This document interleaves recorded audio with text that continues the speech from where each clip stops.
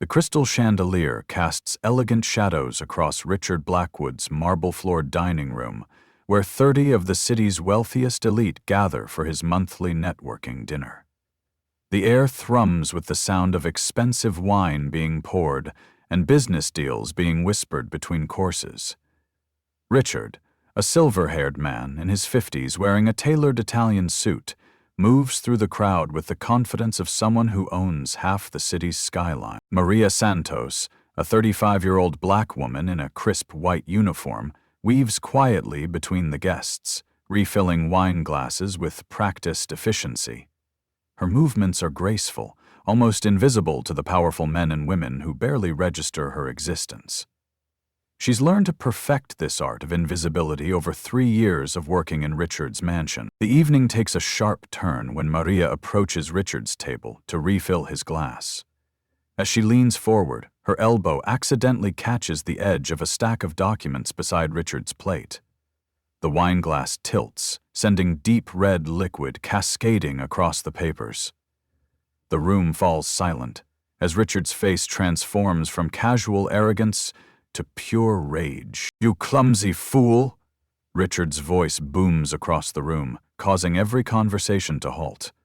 "Do you have any idea what you've just done?" He snatches the wine-stained papers, shaking them in Maria's face. "These are contracts worth millions. Documents in Spanish that took weeks to prepare." Maria's hands tremble slightly as she reaches for a napkin. "I'm so sorry, Mr. Blackwood. I can help clean." "Help?" Richard's laugh is cruel and sharp. "You want to help? Fine.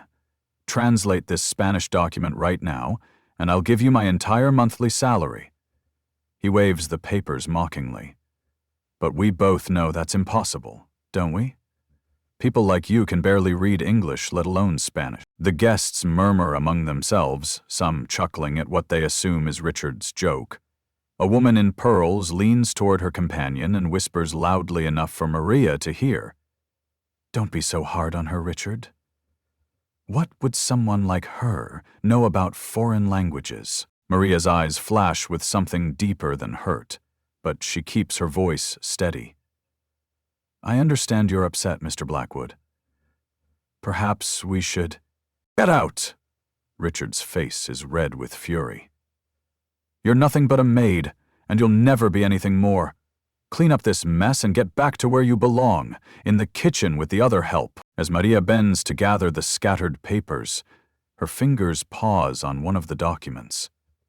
For just a moment, her eyes scan the text, and the corner of her mouth curves in the faintest suggestion of a smile.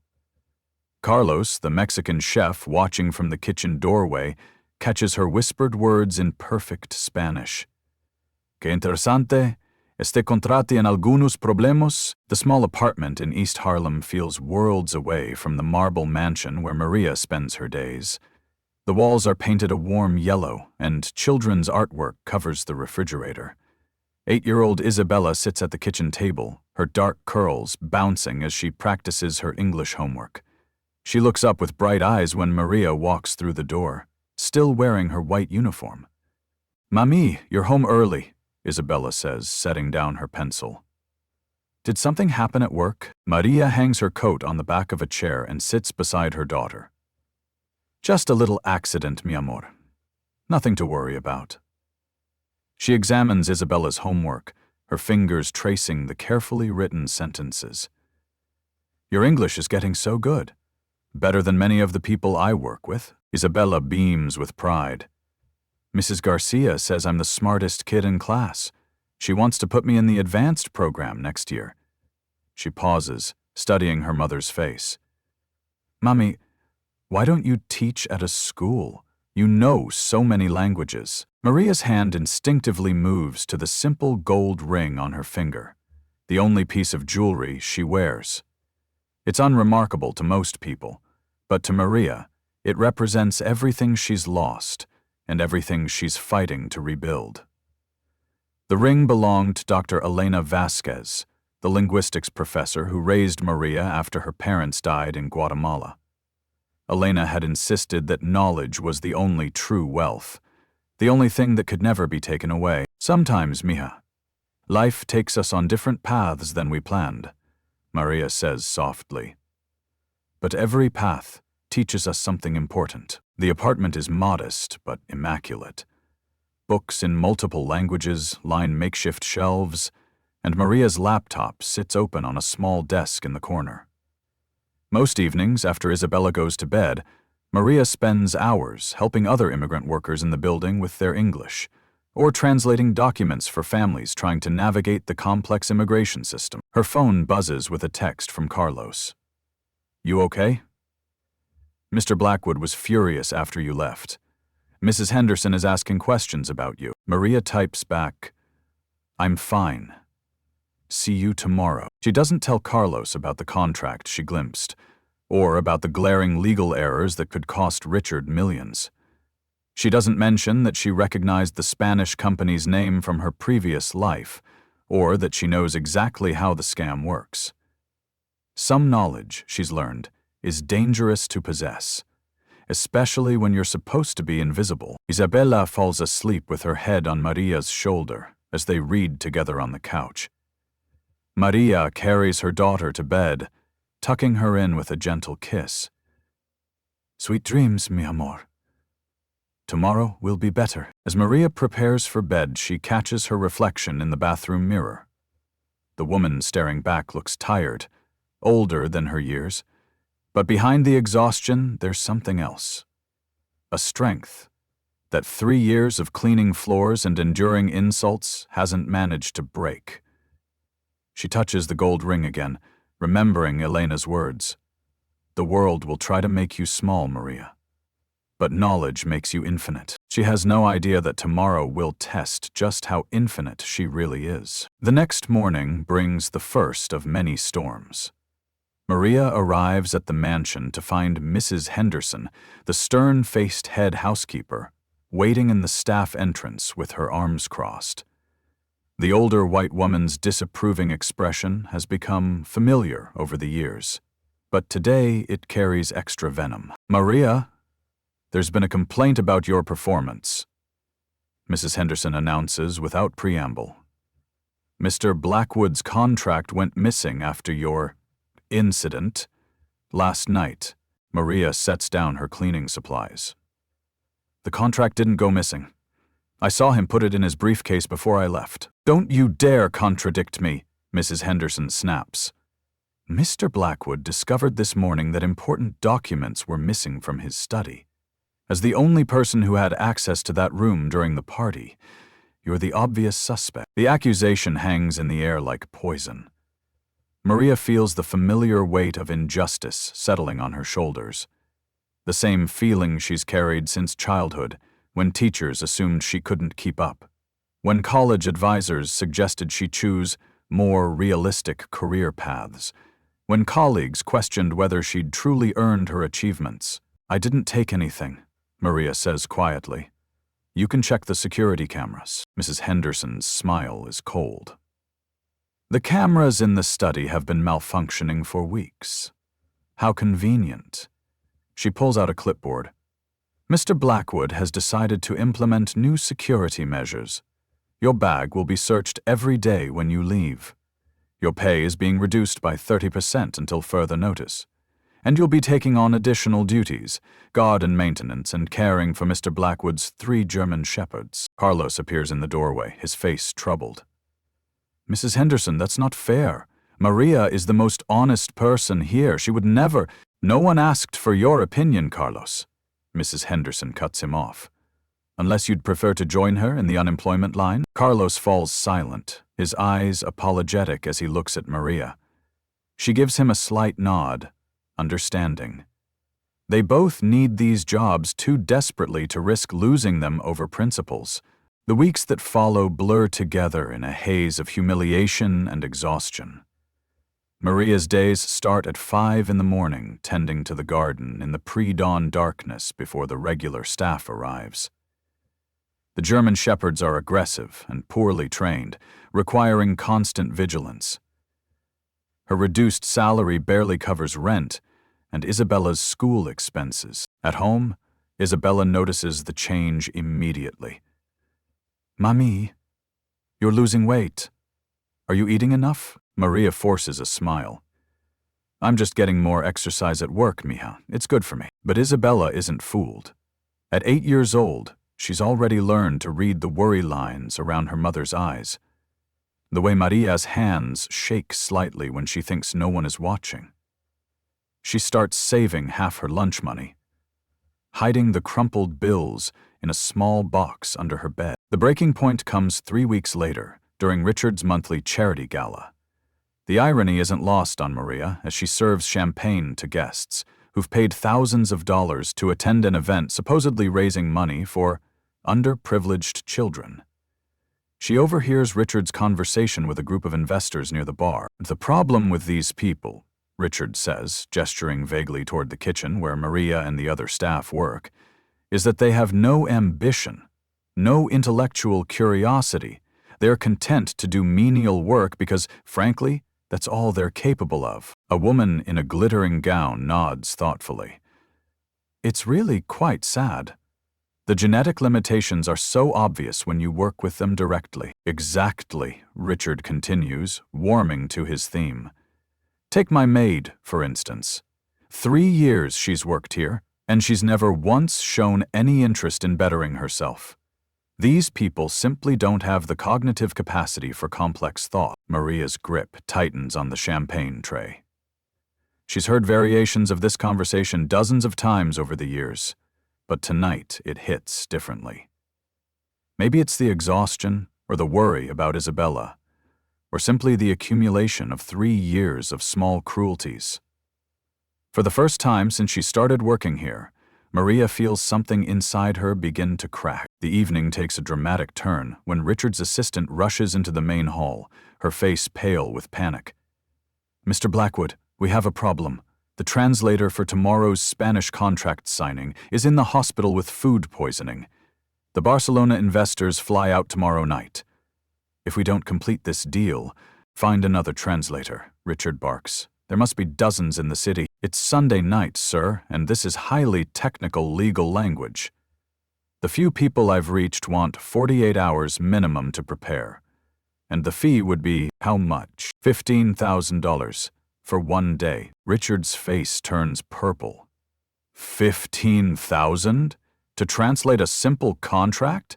This is insane. Carlos, who's been quietly refilling appetizer trays nearby, clears his throat nervously. Excuse me, Mr. Blackwood, but Maria speaks Spanish. I've heard her talking to her daughter. The room falls silent.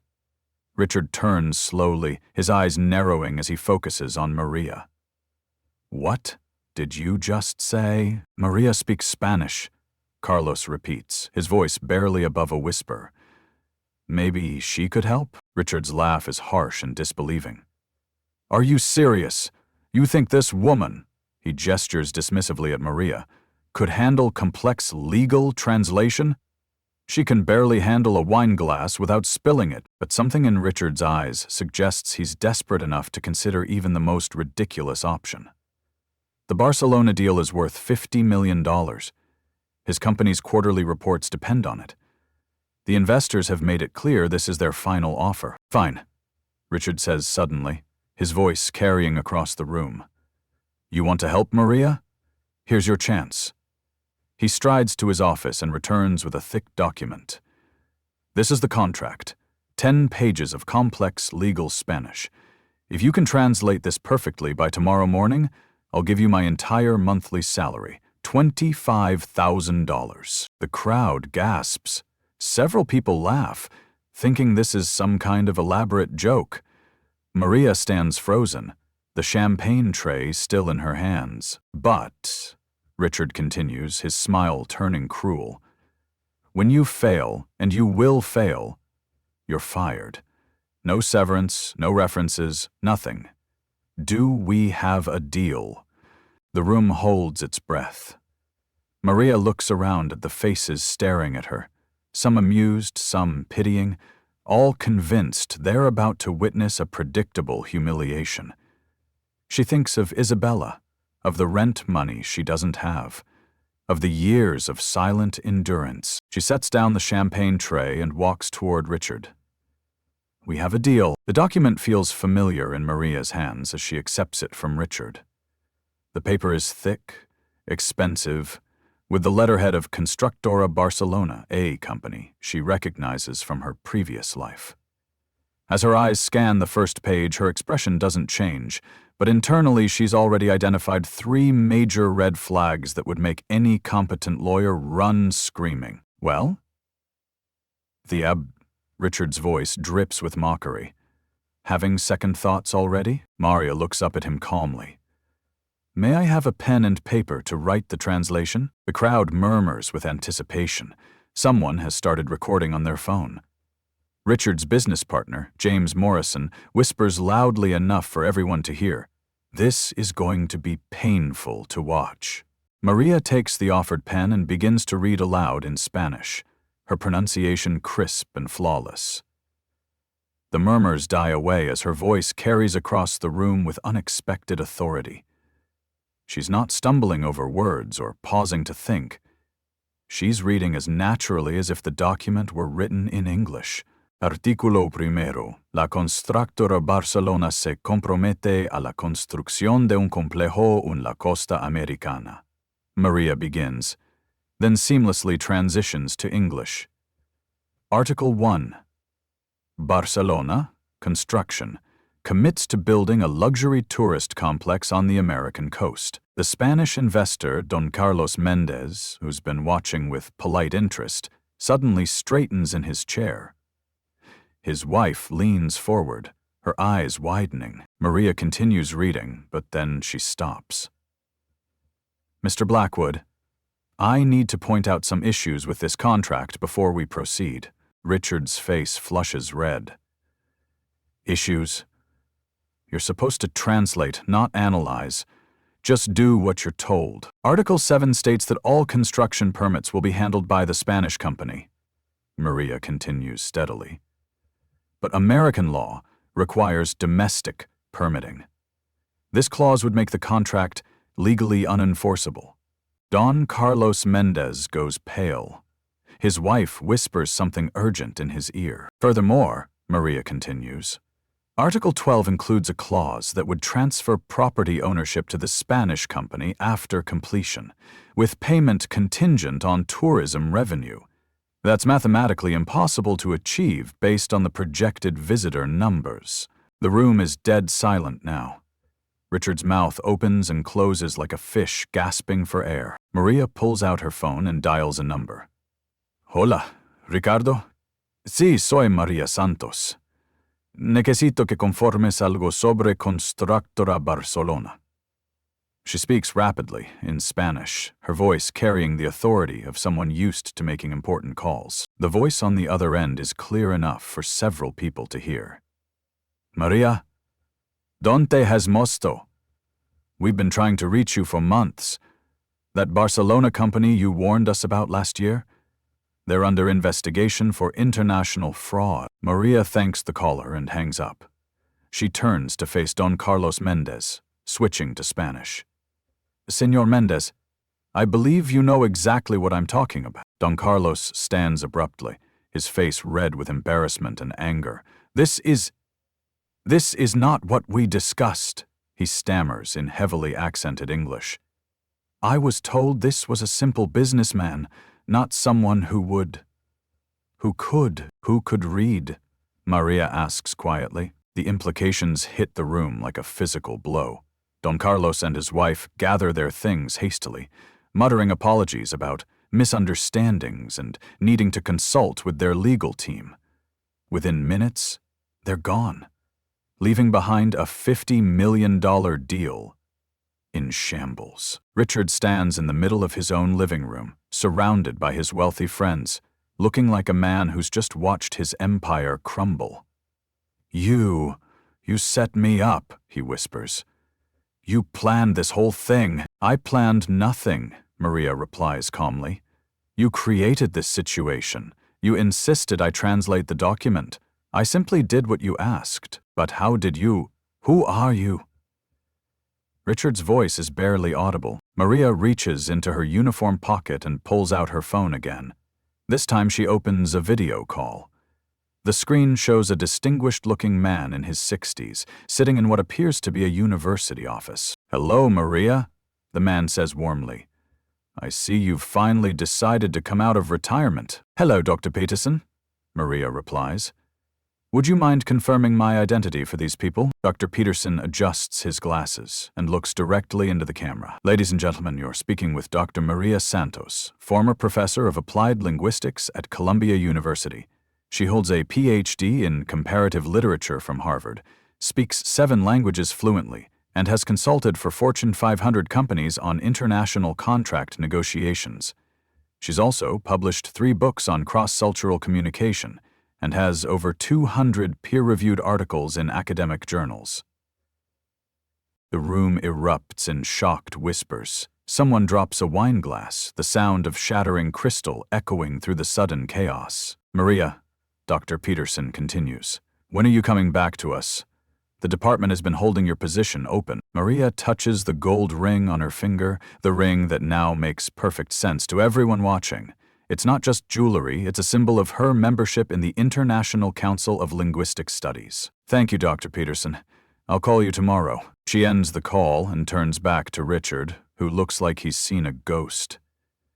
"You asked who I am, Mr. Blackwood.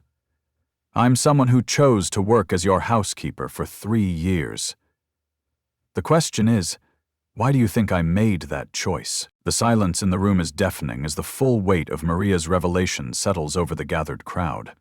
Richard's face cycles through a rainbow of emotions: shock, embarrassment, anger, and finally a desperate attempt to regain control of the situation. "This is impossible," he says, his voice cracking slightly. "You're lying. You forged this whole thing somehow." He turns to his guests, spreading his arms wide. "Don't you see what's happening here? She's been deceiving us all. She came here under false pretenses, hiding her identity, probably planning to steal corporate secrets or—" "Stop." Maria's voice cuts through his desperate rambling with quiet authority. "You're embarrassing yourself, but Richard is beyond reason now. The man who built his fortune on the premise of his own superiority cannot accept that he's been outsmarted by someone he considered inferior. You want to know what I think? I think you're running some kind of con game. I think you're probably not even a real professor. I think—" "Mr. Blackwood." Dr. Peterson's voice crackles through Maria's phone, which she's turned back on. "I can have Columbia's registrar office send you Dr. Santos' complete academic record within the hour. I can also provide you with a list of the major corporations she's consulted for, including 3 companies that are represented in your room tonight." A woman in an elegant black dress steps forward. "Maria? Dr. Santos?" Her voice is trembling with recognition. "I'm Jennifer Walsh from Walsh Industries. You saved us from a disastrous merger with that German company 3 years ago. We've been trying to find you ever since." Another voice from the crowd. "She consulted for us too. Prevented a $12 million mistake in our Tokyo expansion." Richard's face turns a deeper shade of red. "Even if that's true, it doesn't change the fact that she lied to me. She took this job under false pretenses. She's been spying on me for 3 years. Maria looks at him with something that might be pity. "Mr. Blackwood, do you want to know why I really took this job?" The room leans forward, hungry for the answer. "My daughter Isabella was diagnosed with a rare autoimmune condition when she was 5 years old. The treatment isn't covered by standard insurance, and the only specialist who could help her is in New York. I needed a job that would provide health insurance and allow me to stay close to her." Maria's voice remains steady, but there's a new depth to it. "I was overqualified for many positions and underqualified for others because I'd been out of the workforce caring for her. When I saw your ad for a housekeeper, I thought it would be temporary, just until I could get back on my feet. So you decided to spy on me." "I decided to clean your house and take care of your property. Nothing more." Maria pauses, then reaches into her other pocket and pulls out a small digital recorder. "But you made that impossible." The sight of the recorder sends a chill through the room. Richard's eyes widen with genuine fear. "For 3 years, I've listened to you make jokes about my kind. I've heard you tell your friends that people like me are genetically inferior. I've watched you treat every person of color in your employ as if they were less than human. Maria's voice never rises, but the power behind it is unmistakable. I started recording our conversations 6 months ago, when you began the campaign to have me fired. She presses play. Richard's voice fills the room, crystal clear and undeniably his own. The problem with these people is that they have no ambition, no intellectual curiosity. They're content to do menial work because, frankly, that's all they're capable of. The recording continues with more damning statements, each one more revealing than the last. The guests begin to shift uncomfortably, many pulling out their phones to check social media or make quiet phone calls. "You can't use that," Richard shouts. "It's illegal to record someone without their permission." James Morrison, Richard's business partner and a practicing attorney, speaks up quietly. "Actually, Richard, New York is a one-party consent state. If Maria was present during the conversations, the recordings are perfectly legal. Furthermore," Maria adds, "I have documentation of every instance of wage theft, every discriminatory action, every violation of labor law that's occurred in this house over the past 3 years. I've been building a case not to destroy you, Mr. Blackwood, but to protect myself and the other employees here." The crowd is now actively backing away from Richard, as if his prejudice might be contagious. Several people have already slipped out the door. Richard's business partner approaches him with a grim expression. "Richard, I think it's time we had a private conversation about the future of the company." But Richard isn't ready to surrender. In a final, desperate gambit, he points an accusing finger at Maria. "You think you're so smart? You think you've won? I'll sue you for fraud, for misrepresentation, for breach of contract. I'll make sure you never work in this city again." Maria looks at him for a long moment, then shakes her head slowly. "Mr. Blackwood, you still don't understand what just happened here. You didn't lose because I'm smarter than you. You lost because you refused to see people as they really are. You created your own blindness, and then you blamed others for living in the darkness you created." She walks over to where Carlos is standing near the kitchen door, still clutching his serving tray.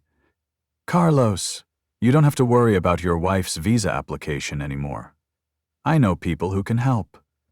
She turns to Mrs. Henderson, who's been watching from the corner with her mouth agape. "Mrs. Henderson, I never reported your skimming from the household accounts, but I could have. Maybe think about that before you mistreat the next person who works under you." Finally, Maria turns back to Richard. "You asked me to translate a document for your salary. I did exactly what you asked. $25,000, as agreed." "I'm not paying you a penny," Richard snarls. "Actually, you are." Maria holds up her phone, showing that it's been recording this entire conversation. "You made that promise in front of 30 witnesses and a live stream that now has over 50,000 viewers. The contract is legally binding, and I have multiple lawyers in this room who can confirm that." Richard looks around desperately but finds no allies. His guests are either gone or actively avoiding eye contact. His business partner is already on the phone with what sounds like a crisis management team. "You know what the real tragedy is, Mr. Blackwood?" Maria says as she heads toward the door. "I actually enjoyed working here. I liked taking care of your house, your dogs, your garden. I found dignity in honest work. But you couldn't allow that, could you? You had to make it about my race, my education, my worth as a human being." She pauses at the threshold. "I quit, effective immediately. You can mail my final paycheck to my home address. All of it." As Maria walks out the door, she hears Richard's voice behind her, cracked and desperate. "You can't just leave. You can't just walk away after destroying everything." Without turning around, Maria calls back, Mr. Blackwood, I'm not destroying anything. I'm simply refusing to be invisible anymore. 6 months later, Maria sits in a sunlit classroom in East Harlem, watching 20 adult students practice their English pronunciation. The room buzzes with a dozen different languages as people help each other with difficult words. In the corner, Isabella does her homework, occasionally looking up to smile at her mother with undisguised pride. "Mrs. Santos," says Carmen, a young woman from El Salvador. "I got the job at the hospital. They said my English was perfect." Maria beams at her. "That's wonderful, Carmen. You worked so hard for this." The Santos Center for Language and Cultural Exchange opened its doors 3 months ago, funded by a combination of Maria's settlement from Richard's company, donations from the viral video supporters, and grants from organizations impressed by her story. The center offers free English classes, translation services, and legal aid for immigrant families navigating the complex systems of American bureaucracy. Carlos enters the classroom carrying a tray of food from his new restaurant, La Cocina de Carlos, which has become a gathering place for the community. His wife, Sofia, who finally received her visa, helps him serve the evening meal. That's become a tradition at the center. "Maria," Carlos says, setting down the tray. "There's a reporter outside who wants to interview you for that documentary they're making." Maria shakes her head. "Tell them what I tell everyone. The story isn't about me. It's about what happens when we start seeing each other as human beings instead of stereotypes." The viral video of that night at Richard's house has been viewed over 10 million times. The hashtag #SeeMe has sparked a movement of people sharing their own experiences of being underestimated, overlooked, or dismissed because of their race, class, or background. Maria receives dozens of messages daily from people who say her story inspired them to speak up against discrimination in their own lives. Richard's company went bankrupt within 4 months. The board of directors, facing lawsuits and boycotts, had no choice but to remove him from all positions.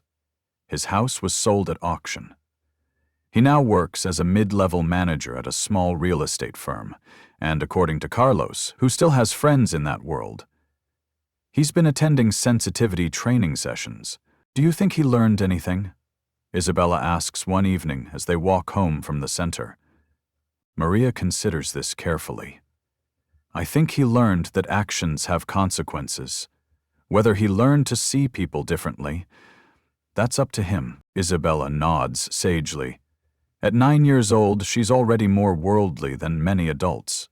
Her mother's courage has made her a minor celebrity at school, but, more importantly, it's taught her that standing up for what's right is worth any personal cost. "Mommy," Isabella says as they reach their apartment building, "Mrs. Garcia asked me again if I want to skip a grade. I said yes this time." Maria stops walking and looks at her daughter. "Are you sure? It's a big change." "I'm sure," Isabella says with quiet confidence. "Someone told me that knowledge is the only thing that can never be taken away. I want to learn everything I can." Maria smiles, recognizing her own words reflected back at her.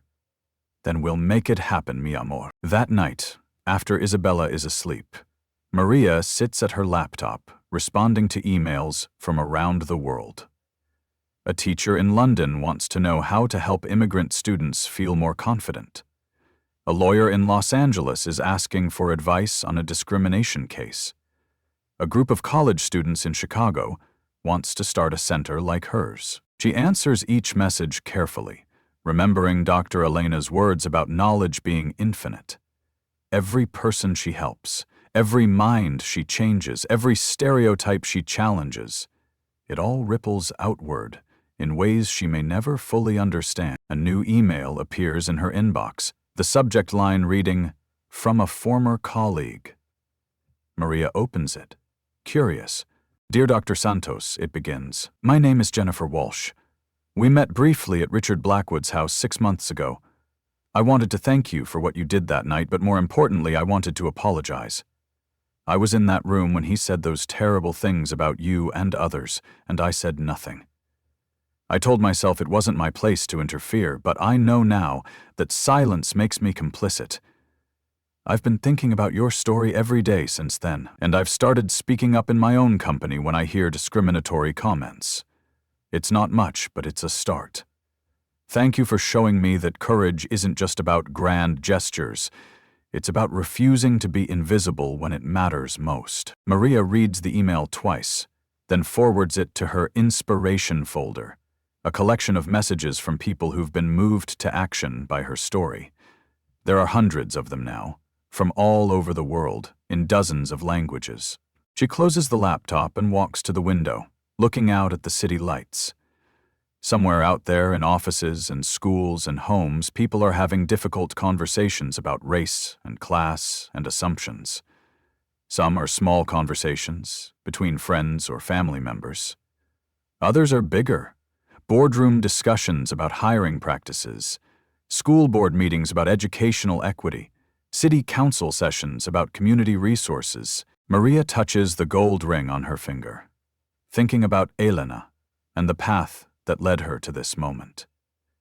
She never planned to become a symbol of resistance or a voice for change.